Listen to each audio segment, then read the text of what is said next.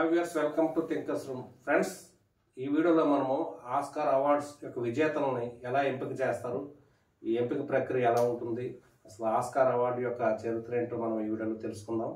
Friends, 1924లో అమెరికాలో Louis B mayor అనేటువంటి వ్యక్తి ఎంజిఎం అనే స్టూడియోని స్థాపించారు. ఎంజిఎం అంటే మెట్రో గోల్డ్విన్ మేయర్ అనేటువంటి స్టూడియోను స్థాపించారు. ఆ తర్వాత చలనచిత్రాల పట్ల ఆయనకున్నటువంటి ఆసక్తిని బట్టి ఆయన అంపాస్ అనేటువంటి ఒక ఆర్గనైజేషన్ స్థాపించారు. Academy awards for motion pictures arts and science అనేటువంటి ఈ అంపాస్ అనే ఆర్గనైజేషన్ యొక్క నిక్ నేమే ఆస్కార్ అన్నమాట. అయితే ఈ 1929లో మొట్టమొదట ఆస్కార్ అవార్డ్స్ ప్రదానోత్సవం జరిగింది. అప్పటి నుంచి కూడా ప్రతి సంవత్సరం కూడా ప్రపంచంలో ప్రఖ్యాతి చెందినటువంటి చలనచిత్రాల నిపుణులను మరి ఈ యొక్క అంపాస్లో మరి మెంబర్షిప్ ఇచ్చి ఈ ఈ ఎంపిక ప్రక్రియను చేపట్టారన్నమాట. ఈ అంపాస్లో 10,000 మంది సభ్యులు ఉంటారు.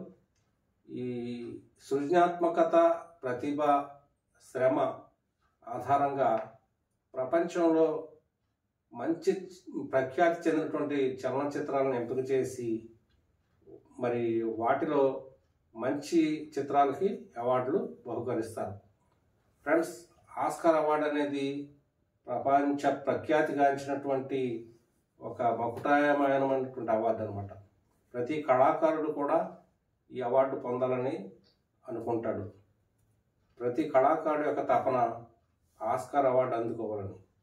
అంతటి ప్రఖ్యాతిగాంచినటువంటి అవార్డు ఒక విజేతలను ఎలా ఎంపిక చేస్తారు? ఈ ప్రపంచ ప్రఖ్యాతిగాంచినటువంటి చలనచిత్ర నిపుణులను ఈ అంపాస్లో మెంబర్స్గా చేర్చుకుంటారు. ఈ అంపాస్లో 10,000 మంది మెంబర్స్ ఉంటారు. మన భారతదేశం నుంచి అయితే సత్యజిత్ రే, ఏఆర్ రెహమాన్, పోకుట్టి, అలాగే మీరా నాయర్ వంటి ప్రముఖులు ఈ యొక్క మెంబర్షిప్లో ఉన్నారు. అలాగే ప్రపంచం నలుమూల నుంచి కూడా 10,000 మందిని ఈ మెంబర్స్గా ఈ యొక్క అంపాస్లో చేర్చారు. అయితే వీళ్ళు ఏం చేస్తారంటే ఈ 19 విభాగాలు ఉంటాయి ఇందులో. డైరెక్టర్స్, యాక్టర్స్, అలాగే ప్రొడ్యూసర్స్, అలాగే 24 క్రాఫ్ట్స్కి సంబంధించినటువంటి నిపుణులు, టెక్నీషియన్స్ కూడా ఈ యొక్క అంపాస్లో ఉంటారు. కాబట్టి ఈ అంపాస్ యొక్క సభ్యులంతా కూడా కలిసి మరి యాక్టర్స్, బెస్ట్ యాక్టర్ని ఎవరు ఎంపిక చేస్తారంటే ఇందులో యాక్టర్స్ అందరూ కలిసి బెస్ట్ యాక్టర్ని ఎంపిక చేస్తారు. అలాగే అంపాస్లో డైరెక్టర్స్ అందరూ కలిసి బెస్ట్ డైరెక్టర్ని ఎంపిక చేస్తారు. అలాగే 24 క్రాఫ్ట్స్ చెందినటువంటి నిపుణులను కూడా ఆ యొక్క టెక్నీషియన్స్ ఎంపిక చేస్తారు. బెస్ట్ పిక్చర్ని అయితే వీళ్ళందరూ కలిసి 10,000 మంది సభ్యులు కూడా బెస్ట్ పిక్చర్ని ఎంపిక చేస్తారన్నమాట. అలాగే మరి ఈ ఎంపిక ప్రక్రియ ఎలా జరుగుతుంది? దీనికి ఓటు వేసేది ఎవరంటే ఈ అంపాస్లోని సభ్యులందరికీ ఓటు హక్కు ఉంటుంది. 10,000 మంది ఓటు హక్కు ఉంటుంది. ఈ ఓట్లు నామినేషన్స్కి ఏదైతే మంచి చిత్రాలు వచ్చినాయో ఆ నామినేషన్కి వచ్చిన చిత్రాలు ఏదైతే ఎక్కువ ఆమోదం పొందినటువంటి వాటిల్లో మంచి చిత్రాలను ఎంపిక చేయడానికి వీళ్ళు ఓటు వేస్తారు. అయితే ఈ ఓట్ల లెక్కింపు అనేది PwC అంటే ప్రైస్ హౌస్ కూపర్స్ అనేటువంటి PwC కమిటీ సభ్యులు ఈ ఓట్లను లెక్కిస్తారు. అయితే చివరి క్షణం వరకు గోప్యంగా ఉంచుతారు.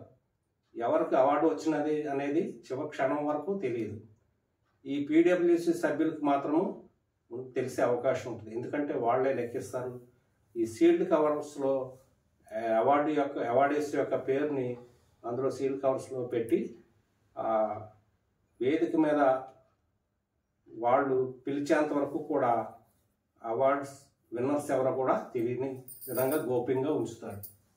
అయితే 3.5 ఇంచెస్ నిడివి గలటువంటి ఈ యొక్క కాంస్య విగ్రహాన్ని మరి బంగారు పూత, 24 క్యారెట్ల బంగారు పూత కలిగినటువంటి ఈ స్టాచ్యూని, మరి ఆస్కార్ యొక్క స్టాచ్యూని మరి పొందాలని, అది బహుమతిగా పొందినప్పుడు ఆ అనుభూతి వాళ్ళకి చెప్పలేని అనుభూతిని పొందుతారు. కాబట్టి ఈ అవార్డ్స్ యొక్క ముఖ్యోద్దేశం ఏంటంటే ప్రపంచంలో మంచి చలనచిత్రాలు రూపొందించాలి, మంచి సందేశాత్మక చలనచిత్రాలు రూపొందించాలి, కళాకారులకు మంచి పేరు రావాలనే ఉద్దేశంతో ఈ యొక్క ఆస్కార్ అవార్డ్స్ యొక్క ఉద్దేశం. అయితే మరి ఇటువంటి అవార్డుకి మరి ఈ సంవత్సరం అయితే మరి ఎమిలా పెరేజ్ అనేటువంటి ఒక చిత్రం ఎంపిక అవుతుందని అనుకుంటున్నారు. అయితే ఒక ఆవిడ ట్రాన్స్జెండర్ కూడా ఈ చిత్రంలో నటించింది. ఆమెకు కూడా మంచి పేరు వచ్చింది.